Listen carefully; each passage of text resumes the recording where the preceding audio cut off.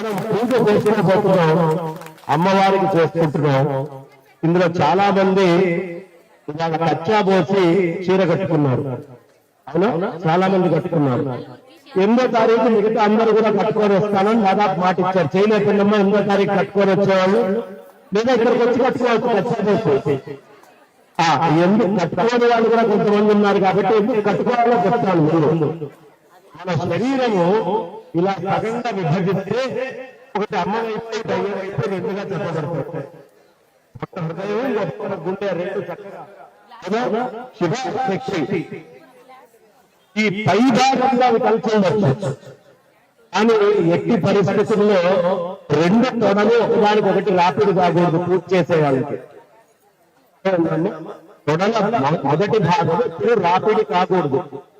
ఖచ్చితంగా కౌపీనం లాగా ధరించి చీర కట్టుకుంటే చేసినటువంటి పూజకి ఫలితం ఉంటుంది. అందుకనే మన పూర్వీకులందరూ అమాయకులయ్యో, లేకపోతే వాళ్ళకి ఇంత తేలిగ్గా కట్టుకోవడం చేతగాకో, వాళ్ళకు కూడా తేలికే కదా చీర ఇట్లా మామూలుగా కట్టుకోవడం.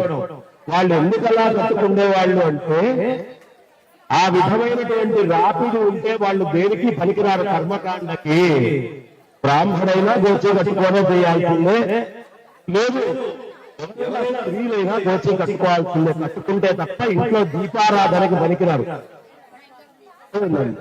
దీపారాధన కూడా పనికిరారు. కాబట్టి అది కట్టుకొని చేస్తే మీరు చేసినటువంటి ఫలం అమ్మవారు వెంటనే ఇస్తుంది. సత్యఫలం ఆలస్యం ఉండదు. అందుకని మన పూర్వీకులైన పెద్దవాళ్ళందరూ అలా కట్టుకునేవాళ్ళు.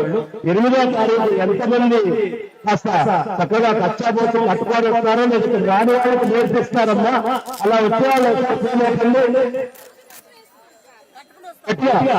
కట్టుకొని కూడా పర్లేదు, ఇక్కడ కట్టుకున్నా పర్లేదు. ఇప్పుడు కట్టుకోని వాళ్ళందరూ కట్టుకోని వాళ్ళమ్మా అదే మళ్ళీ కట్టుకోని వాళ్ళంటే ఇంత గోవిందా ఉందా? ఇందాక మొత్తం చెప్పుకున్నప్పుడు కూడా చెప్పలేదు కదమ్మా అమ్మ. ఒక్కసారి కట్టుకోని వాళ్ళ దాకా చెప్పండి అమ్మా గోవిందా. కొంచెం తగ్గింది గొంతు, కానీ ఇంకా వస్తుంది. ఏం గోవిందా?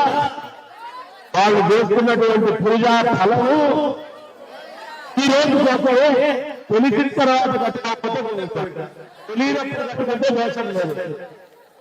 వాళ్ళు తెలియపరిచి నేను తప్పు చేశానో మంచి చేశానో తెలియదు, కానీ తెలియపరిచాను. కాబట్టి ఒకసారి గట్టిగా